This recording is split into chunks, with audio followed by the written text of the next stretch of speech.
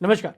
स्वागत है आज के इस पॉडकास्ट में और आज हम बात करेंगे आपातकाल की, इमरजेंसी को पूरे 50 साल हुए हैं और उस दौरान जो कुछ हुआ वो बहुत बार कई जगहों पर आपने पढ़ा होगा, सुना होगा।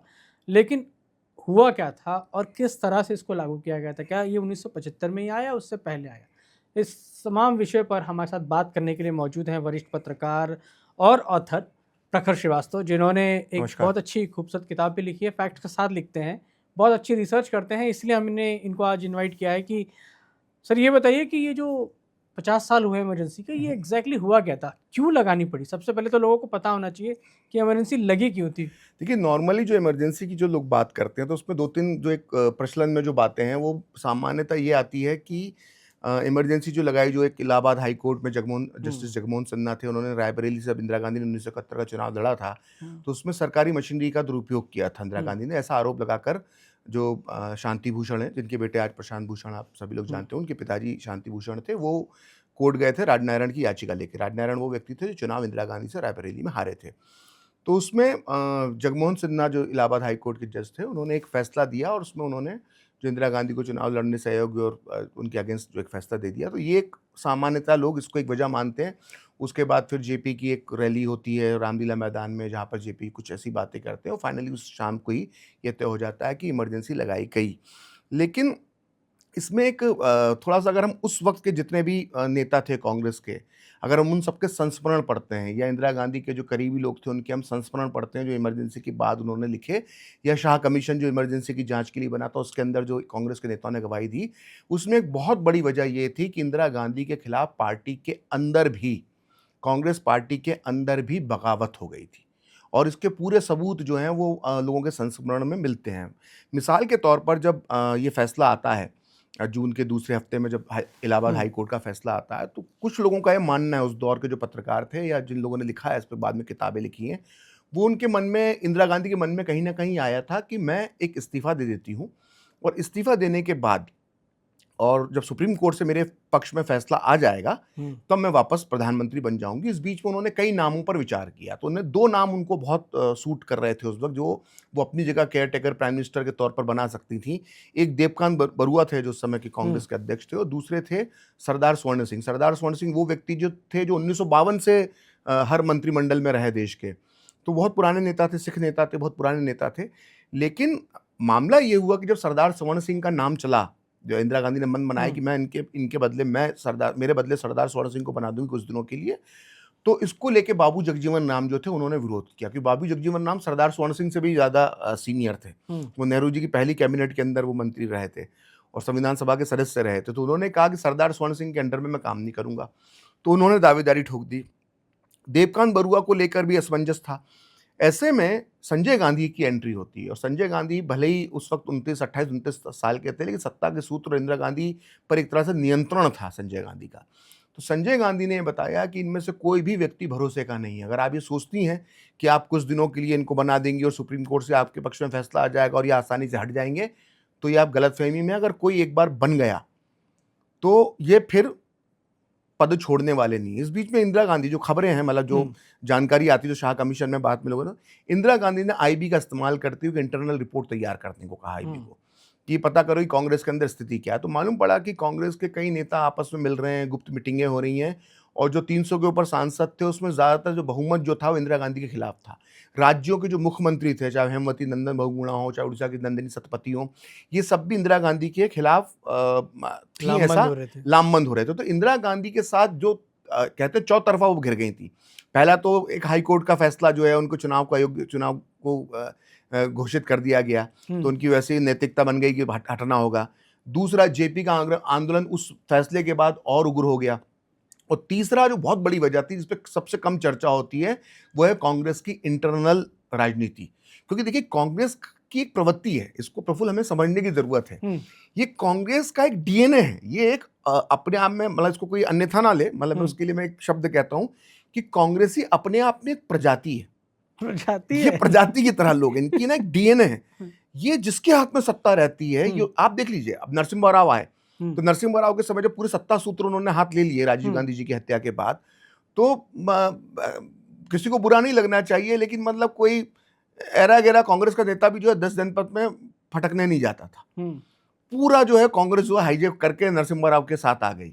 हम्म, और वही जब सोनिया गांधी ने पावर वापस से कैप्चर किया तो वो यही सारे लोग जो तो नरसिम्हा राव की कैबिनेट में होते थे उनके आगे पीछे घूमते थे, वही सोनिया जी के पास चले गए। तो कांग्रेस का जो जो कहते हैं ना कि जिस जो रानी मधुमक्खी होती है ना उसके आसपास सारे छत्ता बनाते हैं, हम्म, ये कांग्रेस, इसलिए मैं उसको प्रजाति कहता हूं। हम्म, तो कांग्रेसियों का ये डीएनए है। हम्म, अगर इंदिरा गांधी उस वक्त ये गलती कर लेती, क्योंकि वो तो खुद उस कांग्रेस के डीएनए से आई थी, उनने तो अपने पिताजी के साथ इतने लंबे समय तक काम किया था, तो वो तो पूरे कांग्रेस के इस डीएनए को पहचानती थी। तो उनको समझ में आ गया देर सवेर कि अगर मैंने इनमें से किसी पे भरोसा करके उसको केयर टेकर प्राइम मिनिस्टर बनाया एक तरह से, सोचा कि रिमोट से चला लूंगी, तो ये रिमोट से चलने वाले हैं नहीं, सुनेंगे नहीं। ये सुनेंगे नहीं हम्म, और ये मेरे को आउट कर देंगे। तो हम्म, संजय गांधी ने जो समझाया उनको समझ में आ गया, और फिर इंदिरा गांधी ने जो खेल खेला आखिरी में, हम्म, तो कांग्रेस के अंदर बगावत को उसने खत्म कर दिया। बगावत करने वाले बहुत लोग थे, युवा तर्क जो थे, मोहन धारिया थे, चंद्रशेखर थे, कृष्णकांत थी, अलग गुट बना हुआ था, मुख्यमंत्रियों का अलग गुट बना हुआ था, पुराने वेटरन्स का अलग गुट बना हुआ था, सब अपनी अपनी रोटी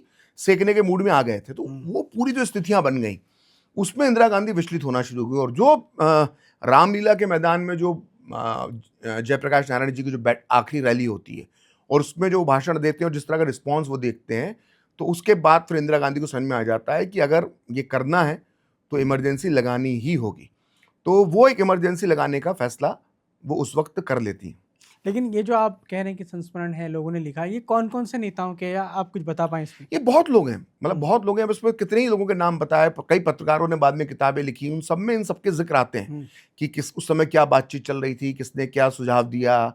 कई लोग कहते हैं कि श्यामा चरण शुक्ल जैसे नेता तक प्रधानमंत्री बनने के ख्वाब देखने लग गए थे, जबकि श्यामा चरण शुक्ल कोई उस समय बहुत बड़े नेता नहीं थे, लेकिन कहते हैं कि वो भी प्रधानमंत्री बनने के ख्वाब देखने लग गए, जबकि वो देखा जाए तो वो एक मध्य प्रदेश के मुख्यमंत्री भी मुश्किल से थोड़े थोड़े समय के लिए 2 बार बन पाए। हाँ। लेकिन ये चल रहा था उस वक्त कांग्रेस, इससे बहुत सारे संस्मरण मिलते हैं। और एक रोचक बात मैं आपको बताता हूं कि ये भी कई लोगों ने लिखा है कि जब ये जून में इमरजेंसी लगाई 25-26 जून की दरमियानी रात, तो इंदिरा गांधी ने अगस्त के आसपास ही मन बना लिया था कि अब मैंने कंट्रोल कर लिया, मैंने कांग्रेस पार्टी को भी कंट्रोल कर लिया है, विपक्ष की को भी कंट्रोल कर दिया एक तरह से, तो अब मैं इसको इमरजेंसी हटा देती हूँ और फिर हम अगले चुनाव की तैयारी में जाते हैं, अगला चुनाव हम करवाने की घोषणा करते हैं। लेकिन उसी दिन 15 अगस्त को, जब ये पुपुल जयकर ने लिखा है, जो उनकी ऑफिशियल बायोग्राफी लिखी है जिन्होंने इंदिरा गांधी की बड़ी बहुत घनिष्ठ सहेली थी पुपुल जयकर, तो उन्होंने भी ये बात लिखी है कि 15 अगस्त को वो लाल किले से घोषणा करने वाली थी कि ये 15 अगस्त को की इमरजेंसी हम हटा रहे हैं, लेकिन उसी दिन शेख मुजीबुर रहमान को उनके पूरे परिवार के साथ ढाका में मार दिया जाता है। तो इंदिरा गांधी को अपनी जान का भी डर उस वक्त लग रहा था, उनको लग रहा था कि अगर मैंने इस तरह की ढील दी तो शायद कल को भी मेरे साथ भी ये हो सकता है। तो ये मतलब ये बातें हैं जो लोगों ने कही, हम इसमें मतलब चूंकि हम चर्चा कर रहे हैं, आपने पूछा क्या, तो मैंने बताया कि भाई ये भी एक पहलू है। लेकिन फिर उनको मतलब देखिए, सबसे पहला तो आपको समझने की जरूरत है कि जो इंदिरा गांधी की तानाशाही प्रवृत्ति है वो तो पहली वजह है, जो उनका एक डिक्टेटरशिप जो उनके अंदर थी, जिस तरह का उनका व्यवहार था, वो तो सबसे बड़ी वजह है, उसको तो हम कोई नकार नहीं सकता है, वो कुचलना चाहती थी। दूसरी वजह संजय गांधी का इन्फ्लुएंस है, और संजय गांधी को तो लोकतंत्र और फ्रीडम ऑफ स्पीच जैसे शब्दों से कोई मतलब ही नहीं था।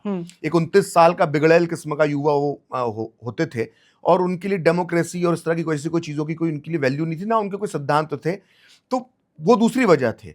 और तीसरी वजह थी जो जिस तरह से विपक्ष एकजुट हो गया था और जिस तरह से जनता को उसको समर्थन मिल लग गया था। तो ये बड़ी वजह तो 3 है ही, लेकिन जो मैंने कांग्रेस की अंदरूनी हालात बताए हैं वो इसलिए मैंने बताया कि लोग अक्सर इस पे चर्चा नहीं करते हैं। तो ये इसलिए मैं इस पे थोड़ा सा उनको ये आइडिया किसने दिया कि मतलब इमरजेंसी लगाएंगी तो आपके पास क्या आ जाएगा, क्या हासिल कर लेंगे आप इमरजेंसी से? देखिए, क्या बताया लोगों ने उनको? देखिए, वो क्या हासिल कर लेंगे ये बात की बात है, वो क्या खो सकती थी ये ज्यादा महत्वपूर्ण है।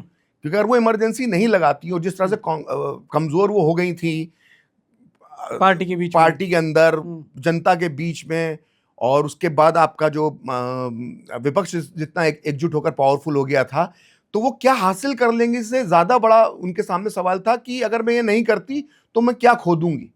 तो खो दूंगी का मतलब था कि वो कुर्सी खो देती। तो उनके पास, इसलिए उन्होंने उस ऑप्शन पे गई। और उस इमरजेंसी में इतना दबाया जाएगा ये प्लान बनाने के लिए जो लोग बैठे हुए थे इंदिरा गांधी के पास, जब उन्होंने एक बार हाँ भर दिया कि भाई ठीक है इमरजेंसी हम की तरफ जाते हैं और हमें फखरुद्दीन अली अहमद से इस पर हस्ताक्षर करवाते हैं, कल इसकी घोषणा करते हैं, तो लेकिन उसके पहले जो एक खूंखार प्लानिंग बनाई गई मतलब जो किसी डेमोक्रेटिक कंट्री में नहीं होती, मतलब जो एक बहुत ही किस तरह की जो प्लानिंग थी, वो लोग जो बनाने वाले थे उन्होंने इसको इतनी खतरनाक प्लानिंग बना ली, और वो इंदिरा गांधी उनके बीच में घिरी हुई थी, जिनमें संजय गांधी महत्वपूर्ण थे, कि प्रेस को कुचलना। मतलब आप उस राज जो प्रेस के साथ किया गया है, मतलब उसकी कल्पना तो आप किसी सद्दाम हुसैन और गद्दाफी के शासन में भी नहीं कर सकते। मतलब क्या जो उस हुआ रात था? हुआ था, उस रात देखिए क्या हुआ कि बहुत प्लानिंग करी इन लोगों ने। हम्म, बैठे हैं लोग सब, संजय गांधी का पूरा गैंग बैठा, जिसमें आर के धवन भी थे और सब लोग थे। इन्होंने कहा कि सबसे पहले प्रेस को हमें कंट्रोल करना है। तो बहादुर शाह जफर जो मार्ग था, हम्म, जहाँ पे सारी प्रिंटिंग प्रेस उस समय होती थी, अब तो खैर प्रिंटिंग प्रेस वहाँ पर नहीं होती, अखबारों के दफ्तर जरूर, पहले प्रिंटिंग प्रेस भी वहीं पे होती थी।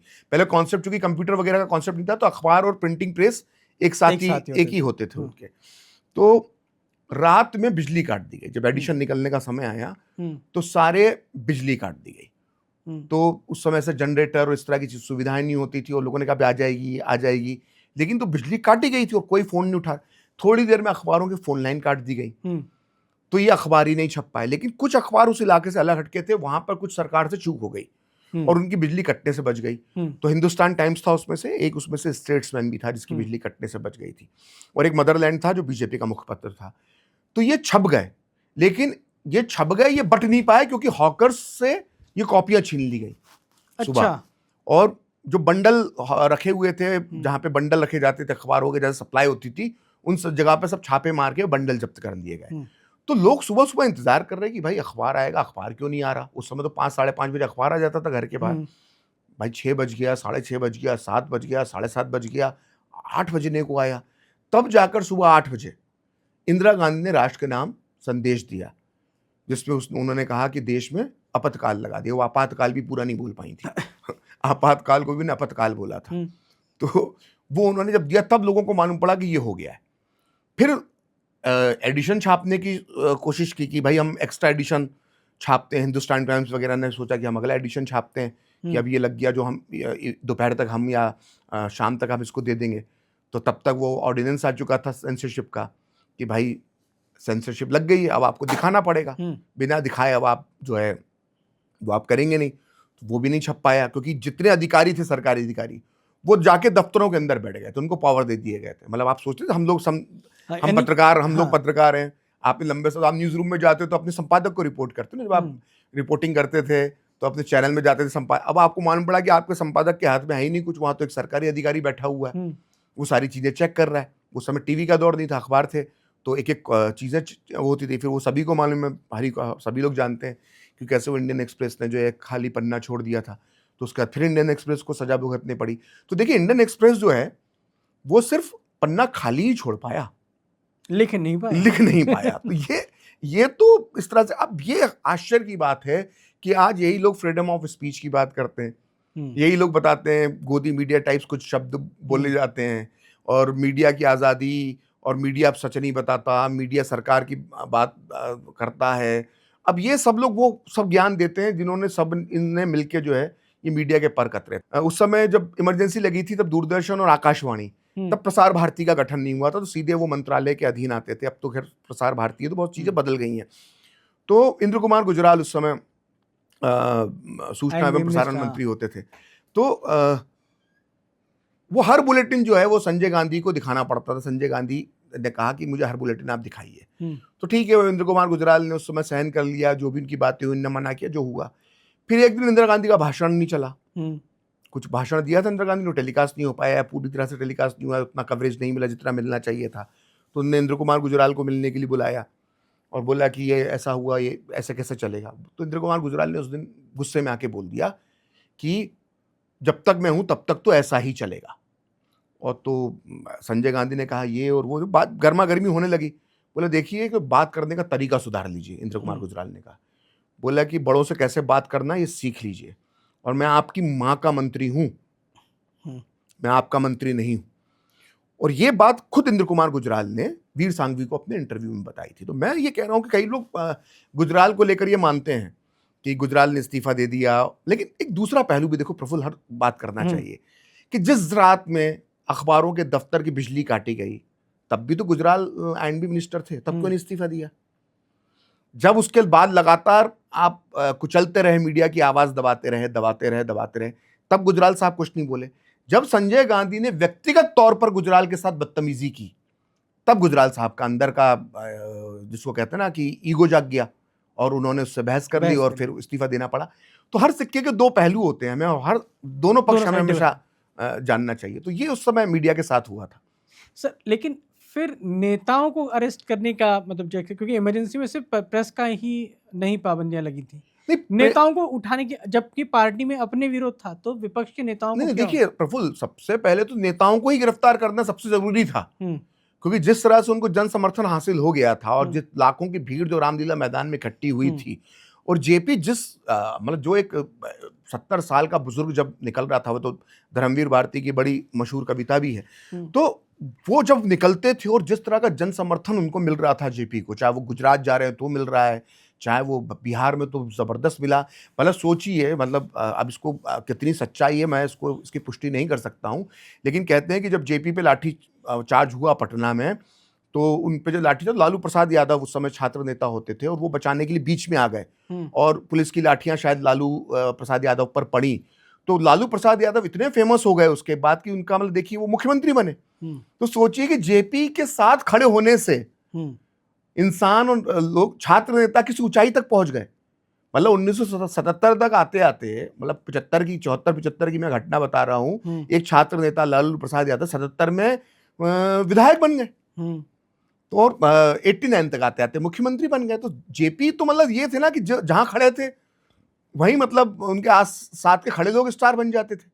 तो आप समझ लीजिए जेपी को लेकर किस कदर जनता के अंदर वो थी। और जेपी गांधी जी के चेले थे, उन्होंने राजनीति का गुर गांधी के साथ रहकर सीखे थे। तो लोगों ने वो देखा कि एक आदमी आया है जो गांधी की तरह बात करता है, गांधी की तरह ही चलता है, गांधी की तरह ही सोच का व्यक्ति है, तो देश पूरा उनके साथ होता गया।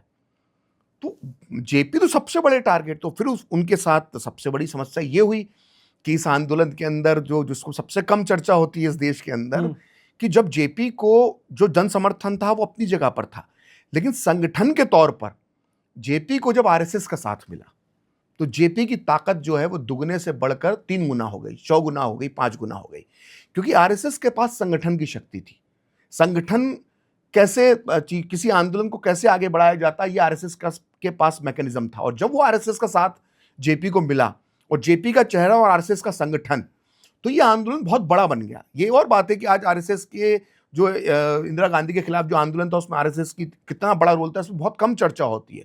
और मैं आपको यहाँ पे बता दूं कि जब नेताओं की बात करते तो गिरफ्तारियों की एक लिस्ट आती है, लेकिन जो लोग मीसा में बंदी हुए थे उसमें मैक्सिमम सबसे ज्यादा संख्या, अगर किसी, क्योंकि समूह विपक्ष तो एक हो गया था, उसमें लोक दल के भी लोग थे, उसमें सर्वोदयी आंदोलन के लोग भी थे, उसमें अन्य संगठनों के भी लोग थे, लेकिन जो सबसे ज्यादा गिरफ्तारियां हुई और सबसे ज्यादा जो उत्पीड़न हुआ इमरजेंसी के दौरान, वो राष्ट्रीय स्वयंसेवक संघ के कार्यकर्ताओं का, स्वयंसेवकों का हुआ। जनसंघ का लोगों का भी, हाँ, तो जनसंघ को तो हम एक पार्टी मानते थे उस वक्त, तो बहुत ही क्लोज रिलेशनशिप थी। आज तो खैर बीजेपी और संघ में कई बार मतभेद भी जाते हैं, अलग अलग लाइन भी हम देख लेते हैं, लेकिन तब तो ऐसा नहीं था।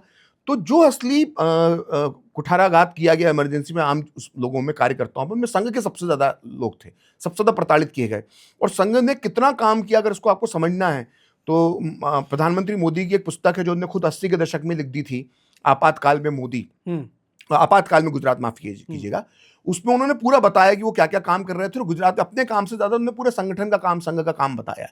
तो सिर्फ एक राज्य के अंदर आरएसएस किस तरह से इमरजेंसी के पहले और इमरजेंसी के दौरान भूमिगत रह के किस तरह से लेख छापना हो, पर्चे छापना हो, मीटिंग्स करनी हो, रणनीतियां बनानी हो, और जो परिवार अंदर बंद हैं जेल में, उनके जो व्यक्ति बंद हैं जेल में, उनके परिवारों को आर्थिक मदद देना हो, उनको किसी प्रकार की दिक्कत ना हो, उनके बच्चों की स्कूल की फीस जाती रहे, उनके घर में खाने पीने की समस्या ना हो, ये सब कार्य भी आरएसएस के लोग कर रहे थे।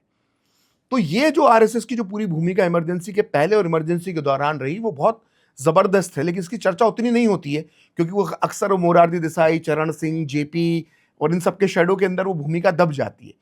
लेकिन ये एक बहुत बड़ा पहलू इमरजेंसी का है। ये जो इमरजेंसी में जो कुछ हुआ, ये तो मतलब पहली बार ही हुआ था ऐसा देश में। तो किस तरह की पाबंदियां लगी थी? मतलब अगर जैसे प्रेस की पाबंदी थी, आपने कहा कि सेंसरशिप थी, क्या छापे और क्या उसको कोई अधिकारी दिखेगा, तो ओवरऑल क्या पाबंदियां थी? देखिए, पाबंदी तो देखिए पाबंदियां तो जो थी वो बहुत स्पष्ट हैं कि आपकी एक तरह से देखिए भारत की जो हमारी सनातन संस्कृति इसमें अपने आप डेमोक्रेसी है, हमारे डीएनए में डेमोक्रेसी। दुनिया में और जो मजहब हैं या दुनिया में और जो रिलीजन है उनमें शायद डेमोक्रेसी की अवधारणा ना हो, लेकिन हमारे सनातनी संस्कृति में डेमोक्रेसी की अवधारणा है। शास्त्रार्थ करना, किसी भी चीज को चुनौती देना, नास्तिक रहकर भी हम सनातनी रह सकते हैं, ये हमारे सनातन धर्म की सुंदरता है। तो हमारे डेमोक्रेसी, अब जैसे आज बहस चल रही है धर्मनिरपेक्ष होना, है ना, समाजवाद, तो ये सब हमारे सनातन धर्म में मौजूद है, ये उसका अभिन्न हिस्सा है। सर्वधर्म समभाव, है ना, सबका समान सम्मान, सबको समान हक, तो ये हमारे अंदर ही है। हमको वेस्टर्न हमें किसी आइडियोलॉजी लेने की जरूरत नहीं है इन सबको लेकर। तो डेमोक्रेसी, तो वो सब जो छीन लिया गया आपको बोलने की आजादी नहीं, आप डर रहे हैं, आप सरकारी अधिकारी होकर आपको। अब देखिए सबसे जो चीजें जो हो रही थी, जिनमें मैं कुछ चीजों पे आपका ध्यान दिलाता हूँ, नसबंदी, कि आप एक व्यक्ति है 29 साल का लड़का, उसको ये समझ में आता है कि ये भारत की जनसंख्या ही जो है सबसे ज्यादा दिक्कत है। भाई ठीक है, ये तो सही है कि भाई भारत की बढ़ती आबादी एक समस्या थी उस वक्त भी है, आज भी कई मायनों में है, लेकिन क्या आप जबरदस्ती नसबंदी करवाएंगे और टारगेट दे देंगे? तो टारगेट दिए जाते थे कि अगर कांग्रेस का कार्यकर्ता है कि भाई तुमको 300 करवाने, तुमको 300 करवाने, तुमको इतने करवाने, तुमको इतने करवाने। तो अब वो क्या करते, टारगेट पूरे नहीं होते थे तो वो लालच देते थे। लालच कैसे दिया? कोई गरीब लड़का है, उसकी शादी नहीं हुई है, उसको मालूम ही नहीं है, उस समय तो बहुत अज्ञानता थी, वो मैं भी आपको बताऊंगा किस तरह की अज्ञानता थी। तो उसको उठाया, उसको लेकर जो है नसबंदी करवा दी 21 साल के लड़के की, 20 साल के लड़के की। डॉक्टर ने भी कर दी क्योंकि उससे भी टारगेट पूरे करने थे। इस तरह से हुआ। एक रुखसाना सुल्ताना होती थी, जो आपको एक फिल्म स्टार हैं अमृता सिंह, सैफ अली खान की पत्नी, उनकी माँ। तो रुखसाना सुल्तान के बारे में कहते हैं कि वो नसबंदी की शिविर लगाती थी जामा मस्जिद में। उन्होंने कई मुसलमान लोगों की नसबंदी करी वहां पर, और कहते हैं कि मुस्लिम युवा उनको देख के डर जाते थे कहीं पकड़ के नसबंदी ना करवा दे। तो ये जबरन जो नसबंदी करवाई गई, धोखे से जो नसबंदियां करवाई गई, उसमें उस समय कई ऑपरेशन गलत हो गए। इतने टारगेट, इतने सारे ऑपरेशन दिन में करने पड़ते थे डॉक्टरों से कि उनसे गलतियां हुई उस जल्दबाजी में। आज की टेक्नोलॉजी तो थी नहीं कि लेजर टेक्निक है, और सबसे पहले तो बिल्कुल बाकायदा ऑपरेशन थिएटर में लेटाकर नसबंदी होती थी और 2-2 दिन अस्पताल में रहना पड़ता था। अब नहीं है कि सुबह करवाई शाम तक आप घर आ गए या 2 घंटे बाद घर आ गए। तो उसमें कई ऑपरेशन बिगड़े, लोग जीवन भर के लिए अपाहिज हो गए। तो ऐसे भी किस्से आए। और ये उस समय देखिए भारत में उतनी जागरूकता नहीं थी, हम जागरूकता बहुत तेजी से भारत के अंदर बढ़ी है। मतलब इंदिरा गांधी को डर था कि उनकी पार्टी में बगावत हो जाएगी, जो ऑर्डर है। नहीं, अब वो इमरजेंसी जब आ गई, और सत्ता जब 29 साल के लड़के के हाथ में आ गई, मतलब मैं दावे के साथ कह सकता हूं, जितनी मेरी जानकारी, अगर मैं शायद गलत हूं तो कोई मुझे ठीक कर दे, संजय गांधी ग्रेजुएट भी नहीं थे। तो किस तरह के थे, मतलब उनका दिमाग जो था वो मैकेनिक गिरी में ज्यादा चलता था, गाड़ी वाली सुधारना उनका पैशन होता था। और वो कहते हैं, ये इधर एक ये होटल हयात जो दिल्ली में है, उसके सामने जगह है सरोजनी नगर के पास में, वहां पे 2-4-5 गैराज बने, आज भी बने। उसमें बाइक लगा के, अपनी बुलेट लगा के उस पर बैठे रहते थे। रात में इंडिया गेट में गाड़ी चलाना, गाड़ी सुधारना, गाड़ी के इंजन बनाना, ये उनके शौक होते थे। मतलब कितने पढ़े लिखे थे इससे आप अंदाजा लगा सकते। अब उस आदमी के हाथ में सत्ता आ जाएगी, जो माँ को अपनी डोमिनेट करके रखा, तो क्या करेगा वो? अंधेर नगरी चौपट राजा होगा। बंदर के हाथ में उस्तरा आएगा तो क्या करेगा? तो उस्तरा चल रहा था इस देश में, चाहे वो नसबंदी के रूप में चल रहा हो, चाहे किसी रूप में चल रहा हो।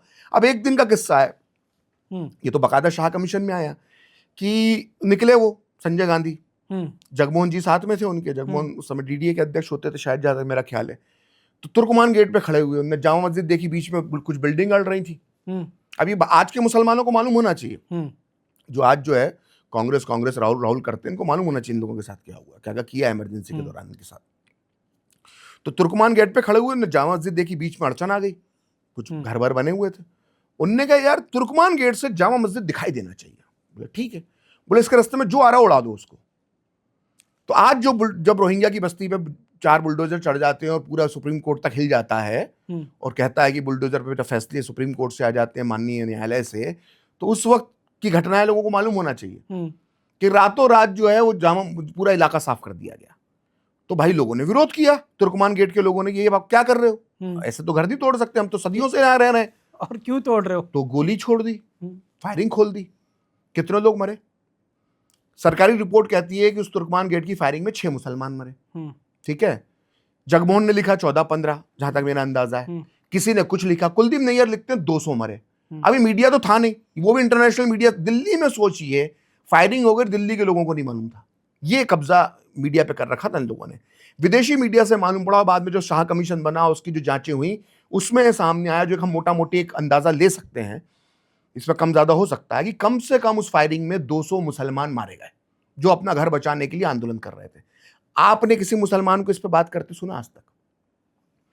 ये भारत भर के मुसलमान, दिल्ली के मुसलमान जो है फिलिस्तीन में क्या हो रहा है ना, ईरान में क्या हो गया और गुजरात में क्या हुआ था, ये 3-4 चीजें पकड़े रहते हैं। कभी इनने बात की कि तुर्कमान गेट की फायरिंग के अंदर कितने मुसलमान मारे गए थे? ये 1975 की ही बात है। हाँ, 1976 की बात है, कोई बहुत पुरानी बात थो ना, कि ये कोई प्रागैतिहासिक काल की बात है, राजा अकबर के जमाने की बात, अभी की बात है, संजय गांधी के समय, इंदिरा गांधी के समय की बात। कोई मुसलमान बात नहीं करता। और इसी के वजह से, इसी तुर्कमान गेट की फायरिंग की वजह से और नसबंदी की वजह से फतवा निकाला गया। जो पहला फतवा जो निकलता है, जो जामा मस्जिद के शाही इमाम ने निकाला था, इमाम बुखारी ने, कि हम कांग्रेस को भारत का मुसलमान वोट नहीं देगा। तो पहली बार ऐसा हुआ था आजादी के बाद कि कांग्रेस को मुसलमानों को वोट 77 में नहीं मिला था और कांग्रेस की हार हुई थी। तो वो एक इकलौता फतवा माना गया जो सक्सेसफुल, जिसको आप मान सकते हैं, बाकी तो सारे फतवे फ्लॉप रहे इनके। तो ये स्थिति थी इमरजेंसी के दौरान। तो नेताओं को पकड़ के तो अंदर डाल दिया, तो उनमें से क्या उनके साथ जैसे जेल में कहता है ना कि 3rd डिग्री या क्रुएलिटी, ऐसा होता था किसी नेता का? कोई ऐसा बिल्कुल। मैं आपको बता सकता हूँ, राजमाता विजयराजे सिंधिया, ग्वालियर राजघराने की राजमाता, और मैं यहाँ बहुत जिम्मेदारी से ये बात कह रहा हूँ कि राजमाता को, मैं, मेरे रूट्स हैं उस जगह से, राजमाता को उनके जीवित रहते हुए जो ग्वालियर संभाग और ग्वालियर के आसपास चंबल का जो इलाका है, वहां देवी की तरह पूजा जाता था। देवी की तरह, ये बहुत सोच समझ कर कह रहा हूं ये बात, वहां की जनता देवी की तरह पूजती थी राजमाता सिंधिया को। उन राजमाता सिंधिया को गिरफ्तार कर लिया गया और यह कहा गया कि ये सोना जो आपके पास है इसका रिकॉर्ड नहीं है, और कुछ सोना निकाला कि उन राजमाता सिंधिया ने, जिन्होंने 62 के युद्ध से लेकर भारत में जब जब अकाल पड़ा, जब जब संकट आया, हजारों तोला सोना जिस राजमाता ने इस भारत देश के लिए दान किया था, उस राजमाता को थोड़े से सोने के लिए इन्होंने गिरफ्तार कर लिया, इंदिरा गांधी ने। ठीक है, गिरफ्तार करके पहले पचमढ़ी में रखा और फिर तिहाड़ जेल के अंदर बंद कर दिया। अभी सुनते जाइए। इतना ही नहीं, उस वक्त माधवराव सिंधिया जो है वो छोड़कर अपने ससुराल नेपाल चले गए थे। इनकी 3 बेटियां थीं, वसुंधरा राजे जो मुख्यमंत्री बनी राजस्थान की, यशोधरा राजे जो मध्य प्रदेश सरकार में मंत्री थी, और एक इनकी बेटी उषा राजे। इनकी बेटियां, जब उस समय इनकी शादी नहीं हुई थी वसुंधरा के अलावा, तो बेटियां बेचारी घर में अकेली थी। भाई नेपाल चला गया था इमरजेंसी के डर से। आईटी इनकम टैक्स के अधिकारी ग्वालियर के राजमहल में पांव फैला फैला कर बदतमीजी के साथ बैठे रहते थे, और पूरा ग्वालियर का महल खोद दिया गया, पूरा महल खोद दिया गया। और विजयराजे सिंधिया ने अपनी आत्मकथा लिखी है, लोकपथ से राजपथ से लोकपथ तक, पढ़ लीजिए उसको। उस पुस्तक में उन्होंने लिखा है कि उनका पूरा खोद दिया गया, पूरा महल, कि इसमें कोई खजाना छुपा हुआ है।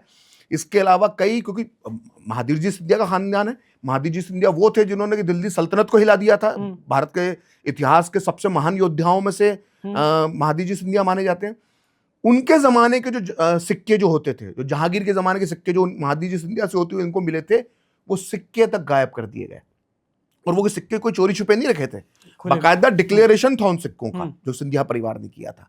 तो राजमाता सिंधिया के साथ तो ये किया। अब आते हैं दूसरा कैरेक्टर जिसके बारे में बहुत कम लोग जानते हैं, वो है जयपुर की महारानी गायत्री देवी। वो इतनी खूबसूरत थी प्रफुल्ल, मैं चाहूंगा कि जब मैं बोल रहा हूं तो उनकी कुछ तस्वीरें आप दिखाएंगे, बिल्कुल दिखाइए। मतलब आज पूरी दुनिया में गिनी चुनी औरतें होंगी, महिलाएं जो होंगी, जो राजमाता गायत्री देवी जितनी खूबसूरत होंगी। मतलब प्रभु ने उनको इतनी सुंदरता दी थी, शायद ही कुछ ही दुनिया में कुछ महिलाओं को मिलती, इतनी सुंदर थी वो। और वोग मैगजीन, जो फैशन की बहुत बड़ी मैगजीन है, उसने 50 और 60 के दशक में कवर पेज पर उनकी तस्वीर छापी थी। वो इतनी खूबसूरत थी, और यही खूबसूरती उनकी दुश्मन बन गई। वो सांसद भी थी जयपुर से, और सबसे ज्यादा वोटों से चुनाव जीती थी। गिनीज में उनका नाम था, गिनीज बुक में उनका नाम था। तो उन्होंने जब 62 का युद्ध हुआ तो नेहरू जी से उन्होंने संसद में बहस कर ली थी, कुछ तीखे सवाल पूछ लिए थे। तो एक तो ये दुश्मनी की वजह थी, और उनकी सुंदरता जो थी वो उन पर भारी पड़ गई। ये मैं कोई बात प्रखर श्रीवास्तव नहीं बोल रहा, ये बात खुशवंत सिंह ने कही है कि इंदिरा गांधी राजमाता गायत्री देवी की सुंदरता से जलती थी, इसीलिए इमरजेंसी के अंदर उनको गिरफ्तार किया। ये खुशवंत सिंह किसी किताब में जिक्र करते हैं? ये खुशवंत सिंह के बारे में बता दूं, खुशवंत सिंह जो थे उन्होंने इमरजेंसी का समर्थन किया था। नंबर 1, खुशवंत सिंह इंदिरा गांधी के परिवार के बेहद करीबी थे। इतने करीबी थे कि ना केवल उन्होंने इमरजेंसी में साथ दिया, और जब इंदिरा गांधी 77 में चुनाव हार गई, तब भी खुशवंत सिंह ने इंदिरा गांधी का दामन नहीं छोड़ा। उनकी सूर्या मैगजीन के वो संपादक रहे, जो मानेका गांधी उस समय चलाती थी।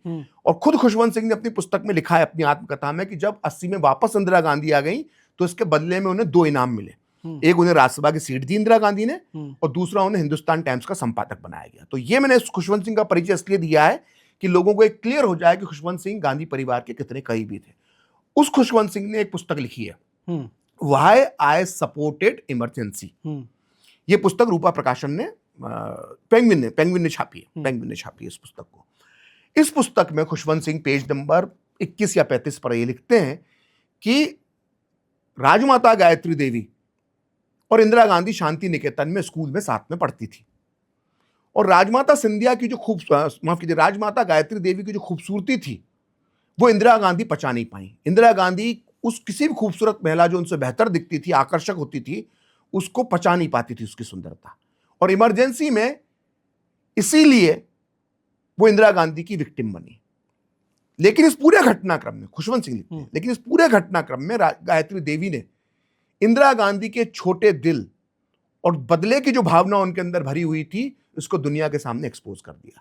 तो राजमाता गायत्री देवी को तिहाड़ जेल के अंदर रखा गया। मतलब वो वजह खूबसूरती थी, विपक्ष की सांसद थी, या कोई और वजह थी। उन पे क्या आरोप लगाया गया? उन पे यह आरोप लगाया गया गायत्री देवी पे कि आपने जो है, ये जो आपके विदेशी मुद्रा आपके पास मिली है एक्स्ट्रा।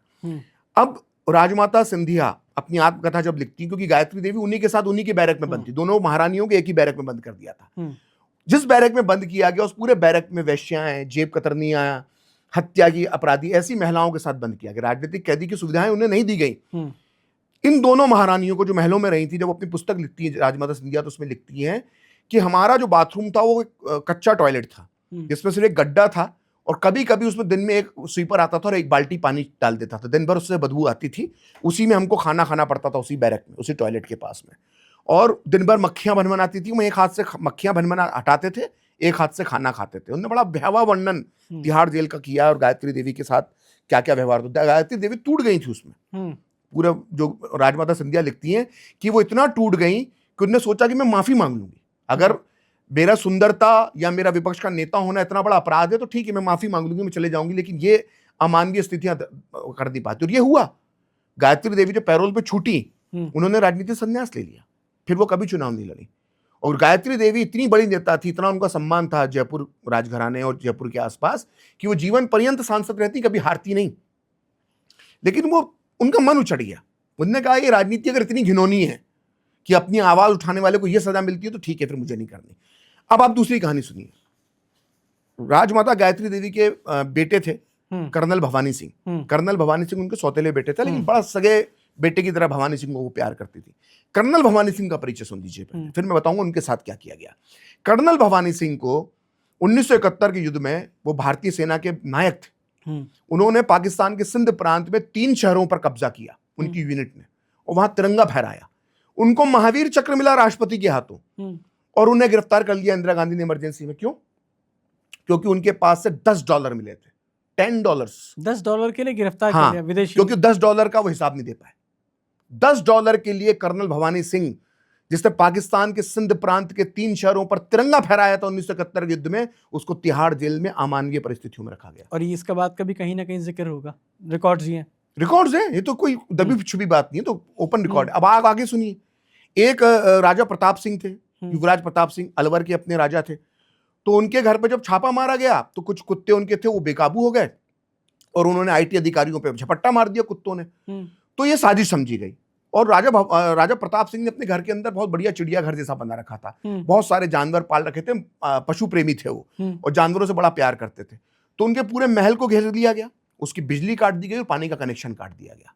7 दिन तक तो वो सर्वाइव करते रहे बिना पानी के। लेकिन 7 दिन बाद वो खुद भी अपना कष्ट सहने को तैयार थे, लेकिन उनके जानवर मरना शुरू हो गए, उनसे देखा नहीं गया। तो लेकिन उनके अंदर शायद ये मन नहीं था कि खुद को गोली मार पाते, इसलिए वो अपने एडीसी को ले गए। उनका एडीसी उनका मित्र होता था। वो पूजा घर में गए, एक साथ 2 गोलियां चलने की आवाज आई। जब लोगों ने जाके पूजा घर में देखा तो राजा प्रताप सिंह, युवराज प्रताप सिंह और उनके एडीसी की लाश पड़ी हुई थी। दोनों ने एक दूसरे को गोली मार के आत्महत्या कर ली। ये सब हुआ है इमरजेंसी में, ऑन रिकॉर्ड है। ये अलवर में जो ये घटना हुई राजा युवराज प्रताप सिंह, ये खुद प्रधानमंत्री मोदी ने वहां की एक चुनावी रैली में बोली थी। तो प्रधानमंत्री इतनी बड़ी बात तो ऐसे नहीं बोल सकते। स्नेहलता रेड्डी कन्नड़ फिल्मों की हीरोइन थी, उनका सिर्फ अपराध ये था वो सामाजिक कार्यकर्ता थी और वो जॉर्ज फर्नांडिस की दोस्त थी। जॉर्ज फर्नांडिस पुलिस की पकड़ में नहीं आ रहे थे, उनको गिरफ्तार किया गया, इतनी अमानवीय यातना दी गई कि खुद लालकृष्ण आडवाणी उनके पास वाले बैरक में बंद थे, अटल जी भी बंद थे वहां पे बेंगलुरु जेल में। लालकृष्ण आडवाणी ने मेरा देश मेरा जीवन नाम की जो आत्मकथा लिखी है उसमें लिखते हैं कि रात भर हमारे बैरक के पास से चीखने की आवाजें आती थी एक महिला के, वो महिला स्नेहलता रेड्डी थी। बाद में मधु दंडवते जो केंद्रीय मंत्री बने विपक्ष की सरकारों में, उन्होंने अपनी आत्मकथा के अंदर लिखा है डायलॉग्स विद लाइफ के अंदर, कितना तड़पाया गया उसको, इतना तड़पाया गया कि जब वो जेल से 5 दिन जब बीमार हो गई, मरने की स्थिति पहुंच गई, तो डर के मारे उसको पैरोल दे दिया कि कम से कम बाहर जाके मर जाए। और यही हुआ, 5 दिन बाद वो स्नेहलता रेड्डी मर गई। कितनी कहानियां सुनेंगे आप, कितनी कहानियां सुनेंगे, किस किस के साथ क्या क्या नहीं हुआ। आपको लगता है कि राजनीतिक कैदी जिस तरह से भारत में रखे जाते रहे, जो हम कहते हैं जेलों के अंदर 5 साल, कुछ नहीं, जानवरों से बुरा बर्ताव बड़े बड़े नेताओं के साथ किया गया है।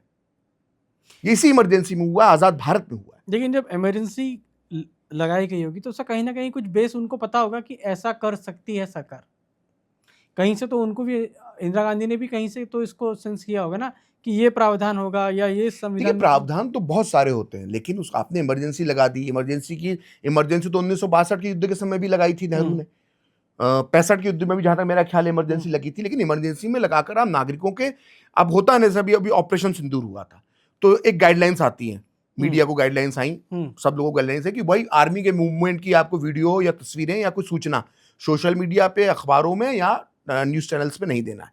तो जब भी देश में ऐसा कोई समय आता है तो आप एक इमरजेंसी जैसे हालात में आप उसको नहीं कर सकते, लेकिन सेंसिटिव टाइम है, आप उसको ये आप एहतियात बरतिए, ये होता है।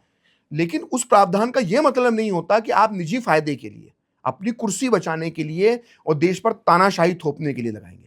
और ये तो बहुत लंबा प्लान था, क्योंकि अलग अलग एक वर्जन, जैसे मैंने 15 अगस्त का वर्जन बताया कि इंदिरा गांधी हटाने का सोच रही थी, अब एक दूसरा वर्जन भी है। पत्रकार मेहता जी संजय नाम की पुस्तक लिख के गए हैं, उसमें संजय गांधी ने उनसे इंटरव्यू में कहा था ये बात, और ये कुलदीप नैयर ने भी कही है कि जब हार गए ये लोग 77 के अंदर चुनाव, इंदिरा गांधी और संजय गांधी, तो उनसे किसी ने पूछा पत्रकार ने कि भाई क्या सोचते हो, कहाँ गलत हो गया? बोला गलत तो ये हो गया कि हमने इमरजेंसी क्यों हटा ली। बोला मैंने तो इनको कहा था, उस दूर इंदिरा गांधी खड़ी हुई थी, बोला इनको मैंने कहा था इमरजेंसी क्यों हटा रही हो। वो कितने साल हटना चाहते थे वो लोग? आजीवन चलता रहता, चलता जब तक चल रहा है चलता रहता, जब तक चल रही थी। डिक्टेटरशिप दिमाग में यही था, संजय गांधी के दिमाग में तो कम से कम यही था। पत्रकारों के लिए तो फ्रीडम नहीं थी कि छाप सकते हैं, अधिकारी बिठा दिया। लोगों के लिए क्या था? लोगों के लिए भी पाबंदियां थी, बोलने, बात करने पे, लिखने पे। बिल्कुल डरते थे लोग, एक दूसरे से बातें नहीं करते थे। फिर लोग एक दूसरे से दुश्मनियां लोगों ने निकाली कि ये तो फलां है, ये तो इस इमरजेंसी में ये कर रहा था, वो कर रहा था, किसी को भी उठा लिया। लोगों ने व्यक्तिगत दुश्मनियां निकाली। जब इस तरह की अराजकता का माहौल होता है तो लोग दुश्मनियां निकालते हैं। पुलिस के पास अथाह पावर थे, तो पुलिस किसी को भी उठा लेती थी, जिसका कोई लेना देना नहीं उसके साथ हो जाता था। और फिर दस्तबंदी जैसी चीजें मैंने आपको बताई जो हो रही थी।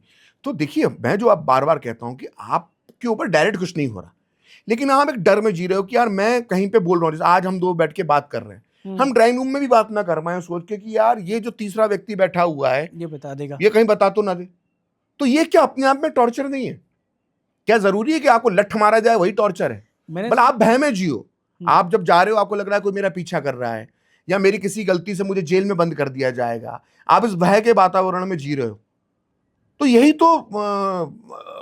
तो आपके साथ अपराध हो रहा है ना। अब मैं आपसे पूछता हूं कि मान लीजिए तानाशाह होता है, फॉर एग्जाम्पल सद्दाम हुसैन है, उसका इराक में तानाशाही थी, ठीक है, आप कोई भी एक एग्जाम्पल ले सकते हैं। तो क्या इराक के लोगों को खाना पानी नहीं मिल रहा था? नौकरी भी थी, खा भी रहे थे, पी भी रहे थे, समय पर जो भी उनके उस समय जो उनके समाज में एंटरटेनमेंट के साधन है वो भी मौजूद ही होंगे, बाहर भी खाना खाने जा रहे होंगे, परिवार के साथ घूमने भी जा रहे होंगे, तो भी वो क्यों चिढ़ते थे सद्दाम हुसैन से? किसी भी एक डिक्टेटर का एग्जाम्पल ले लो, मैं सबसे खतरनाक डिक्टेटर का एग्जाम्पल देता हूं दुनिया का, जो नरभक्षी था, ईदी अमीन, युगांडा का तानाशाह, ठीक है। तो उसके राज में भी खाने को मिल रहा होगा, नौकरियां होंगी, फिल्में लगती होंगी, बार होंगे, होटल्स होंगे, रेस्टोरेंट्स होंगे, घूमने की जगह होंगी युगांडा में। तो भाई आप तानाशाही में रहते हो, हर समय सर्विलांस में रहते हो, यही अपने आप में प्रताड़ित होना के लिए काफी है किसी व्यक्ति के। लेकिन मैंने ये भी सुना है कि मतलब उस टाइम पे जो राजनीतिक मतलब जो पॉलिटिकल प्रिजनर्स थे उनके कई लोगों को ढूंढने के लिए कई कई दिनों तक पुलिस उनके घर पे होती थी, वो छुपे हुए थे। नरेंद्र बिल्कुल, मोदी को छुपना पड़ा था बिल्कुल। घर वालों को टॉर्चर किया जाता था, और घर उनको वालों उठा को परेशान किया जाता था, टॉर्चर किया जाता था, नौकरियों की धमकी दी जाती थी अगर कोई इमरजेंसी में। अभी मध्य प्रदेश के एक स्वयंसेवक का मैं कहीं पे दैनिक भास्कर में इंटरव्यू पढ़ रहा था कि जब वो पकड़ाई में नहीं आए, शिवपुरी के थे हम्म, वो, और जब वो पकड़ाई में नहीं आए, संघ के कार्यकर्ता थे और छात्र राजनीति करते थे एबीवीपी के माध्यम से, तो उनके पिताजी सरकारी नौकरी में थे। तो उनके पिताजी को कलेक्टर ने बुलाया, बोले तुम्हारी नौकरी चली जाएगी अगर तुमने जो है वो इसके बेटे को बुला बेटे के का नहीं गिरफ्तार नहीं बुलाया। करा तो तो तो उनने देखा कि जब मेरे परिवार पे आ गया, हम्म, मेरे पिताजी की नौकरी चली जाएगी, तो मेरे और भी भाई बहन हैं, मेरे पिताजी पे पूरी परिवार की जिम्मेदारी, सरेंडर कर दिया उन्होंने। तो ये सब जो एक चोर उचक्के बहुत ही हीनियस क्राइम वाले के साथ नहीं किया जाता कि भाई जब परिवार पे पुलिस वाले दबाव डालते हैं कि यार तुझको बुला लो नहीं तो हम तुम्हारे साथ, मतलब एक आतंकवादी के साथ किया जाए तो, हालांकि कानून तो इसकी भी इजाजत नहीं देता है, लेकिन ये एक आम सामाजिक कार्यकर्ता, राजनीतिक कार्यकर्ताओं के साथ ही हो इस रहा था। बीच में क्या जुडिशरी फ्री थी? नहीं थी, नहीं थी। जुडिशरी भी नहीं देखिए थी। क्या हुआ जब आप जस्टिस एचआर खन्ना की कहानी आपको सबको मालूम ही हो, ऐसा कोई दबी छुपी कहानी नहीं, बहुत लोग जानते ही होंगे इस बारे में। जब इमरजेंसी का ये मामला आया तो जबलपुर के एडीएम का एक केस था, हम्म, उसकी मैं विस्तार में नहीं जाऊंगा, लेकिन उस पर जब उसका सुप्रीम कोर्ट तक वो मामला पहुंचा कि आपातकाल में प्रशासन को चुनौती देने से संबंधित कुछ वो मामला था, तो जस्टिस एचआर खन्ना, जो उस समय सुप्रीम कोर्ट के तत्कालीन जो उस वक्त के चीफ जस्टिस थे, उसके बाद नंबर दो थे सीनियरिटी में, उन्होंने उसमें ऐसा रिमार्क लिखा जो गवर्नमेंट के अगेंस्ट था, इंदिरा गांधी के सरकार के खिलाफ था। और जस्टिस खन्ना ने बाद में अपनी बहन को बोल दिया कि अब मेरा चीफ जस्टिस बनना मुश्किल है। अब मुझे नहीं बनाया जाएगा। और वही हुआ, उनको और उनके उस सीनियर जो सुप्रीम कोर्ट के जो जजेस थे उनको सुपरसीड करके जस्टिस बेग को जो है भारत का अगला मुख्य न्यायाधीश बना दिया गया। तो ये हुआ, कई जजेस के ट्रांसफर हुए, कई जजेस की इधर से उधर किया गया, हाई कोर्ट के अंदर किया गया, क्योंकि वो संविधान में संशोधन करके 42वां संशोधन जो किया वो अपने आप में उसको मिनी संविधान कहा जाता है। इंदिरा गांधी ने खुद का एक संविधान बना लिया था जिसपे उसमें धर्मनिरपेक्ष, अभी हम चर्चा क्या हो रही है कि 42वें संशोधन के अंदर जो प्रस्तावना, जो मूल प्रस्तावना थी संविधान की, उसमें परिवर्तन करके धर्मनिरपेक्ष और सोशलिस्ट, समाजवाद, सेक्युलर एंड सोशलिस्ट जोड़ दिया गया मूल प्रस्तावना में। लेकिन उसके अलावा 42वां संशोधन जो है वो अपने आप में मिनी कॉन्स्टिट्यूशन कहा गया उसको। क्यों? उसमें इतने परिवर्तन कर दिए गए, उसमें जो है वो सर्वोपरि जो है वो सरकार हो गई, संसद हो गई, सुप्रीम कोर्ट के फैसले छीन लिए गए, प्रधानमंत्री को असीमित शक्तियां दे दी गई। तो जो पूरा भारत का जो संविधान जो हमारे महान नेताओं ने मिलजुल कर इतनी मेहनत से बनाया था, उसका पूरा जो ढांचा जो था उसको पूरा बर्बाद कर दिया।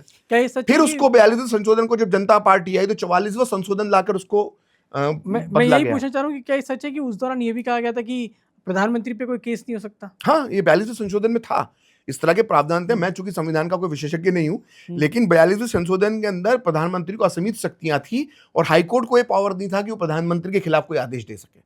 वो इस तरह की 42वें संशोधन के अंदर बातें आती हैं। ऑलरेडी वो एक ऑर्डर आ चुका था जिसकी वजह से ये हाँ इमरजेंसी हाँ आई हाँ थी। हाँ, वो दूध की जली हुई थी इंदिरा गांधी, ने सोचा कि सभी खत्म कर दो।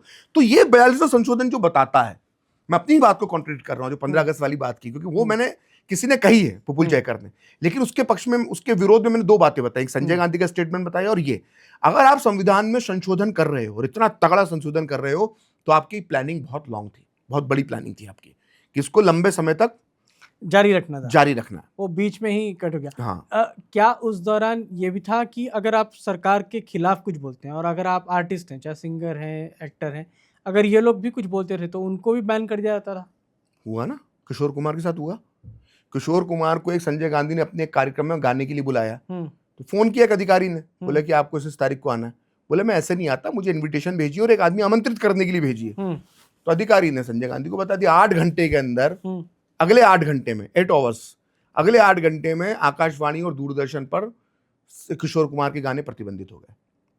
मैं आपको और किससे बता देता हूँ, फिल्म इंडस्ट्री से आज जो बॉलीवुड के लोग जो फ्रीडम ऑफ स्पीच की बड़ी बड़ी बातें करते हैं ना, जावेद अख्तर साहब, नसरुद्दीन शाह, आमिर खान जैसे लोग फ्रीडम ऑफ स्पीच का जब अक्सर रोना रोते रहते हैं, इनको मालूम होना चाहिए कि इमरजेंसी में फिल्म इंडस्ट्री के साथ हुआ। एक फिल्म आई थी, अमृत नाहटा एक कांग्रेस के सांसद होते थे, 2 बार के सांसद थे राजस्थान से, उन्होंने एक फिल्म बनाई किस्सा कुर्सी का। उसमें शबाना आज़मी थी और उत्पल दत्त थे और एक आध दो और कलाकार थे, राज बब्बर भी थे। वो फिल्म एक पॉलिटिकल सटायर थी। तो उसमें जो है चुनाव चिन्ह जो रहता है सत्तारूढ़ पार्टी का वो कार रहता है। तो संजय गांधी ने इसको पर्सनल ले लिया क्योंकि उनकी मारुति कार को लेकर बड़ा विवाद था। उस समय मारुति कार अच्छा। संजय गांधी का प्रोजेक्ट हाँ। था और जमीनें किसानों से अधिग्रहित की गई थी, जबरदस्ती पट्टे लिखवा लिए गए थे उनसे, बंसीलाल का वो कारनामा था। तो उससे बड़े संजय गांधी पे आरोप लग रहे थे। तो किस्सा कुर्सी को बोला गया कि अब ये रिलीज नहीं हो सकती, लेकिन फिर भी डर था कि कहीं गलत बाद में रिलीज ना हो जाए, कुछ रिलीज ना हो जाए। तो सेंसर बोर्ड, जैसे आप भी अगर कोई फिल्म बनाएंगे तो सेंसर बोर्ड में अपनी कॉपी जमा करवाते हैं। सेंसर बोर्ड से उसकी कॉपी उठवा ली गई और जहां जहां वो मौजूद थी उसकी रील, उस समय रील होती थी। हाँ, वो मैरिड प्रिंट होती थी जो हाँ, रील होती थी। वो सारी रील्स जहां जहां किस्सा कुर्सी की थी, अभी रिलीज नहीं हुई है, उसको उठाया गया, उसको गुड़गांव लाया गया। विद्याचरण शुक्ल तब तक सूचना प्रसारण मंत्री बन चुके थे। उन्होंने गुड़गांव में जो मारुति की फैक्ट्री थी उसमें उसको आग लगा दी, पूरी रील खत्म कर दी और शाहयोग बैठा और उसमें सजा सुनाई गई। नाहटा ने बाद में एफआईआर दर्ज करवाई। मोरारजी की जब सरकार बन गई, वो बाद में जनता पार्टी से सांसद बन गए कांग्रेस छोड़कर, और संजय गांधी को 1 महीने तिहाड़ जेल में रहना पड़ा इस फिल्म की इसी आरोप में। तो वो नहीं, और फिर किस्सा कुर्सी का वापस से शूट हुई और तब जाके वो रिलीज हुई सेम एक्टर्स के साथ, सेम एक्टर्स सेम स्क्रिप्ट। तो ये किस्सा कुर्सी का और हो गया। ये जो इसके प्रोड्यूसर थे वो कांग्रेस के सांसद थे। हाँ, कांग्रेस के सांसद थे वो 2 बार के, और तत्कालीन सांसद। तो 1971 में भी सांसद बने थे और जब इमरजेंसी लगी तब वो सांसद थे, लेकिन उनका मोह भंग हो गया।